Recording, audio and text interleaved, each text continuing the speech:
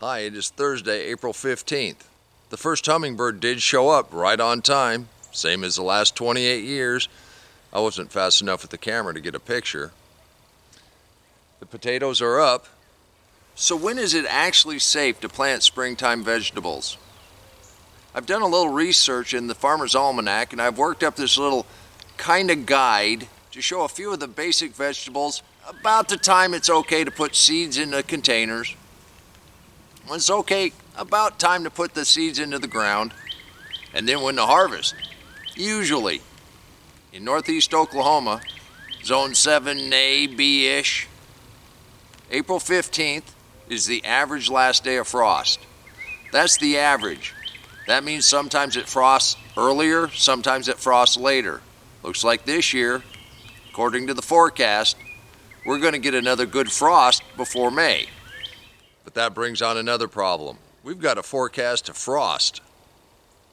So I am going to have to come out here and cover up. I'm glad I didn't put the plastic sheets away. What I'm going to do is use some tomato rings. Stick those in the ground, and that will act as a tent so I can put the plastic over it. That'll keep them from freezing, but then I got to get them uncovered in time, keep them from cooking. That's the problem.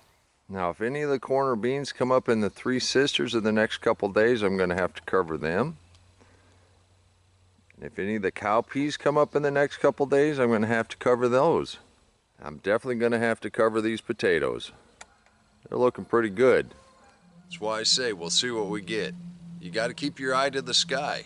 You never know exactly what the weather's going to do. Remember, the average last frost date is just that, an average. So we always take a chance, but with a little preparation, even if it does come on to frost a little late, we can be prepared and we can mitigate any kind of damage that might happen. Things you got to watch out for if you got them in the ground already.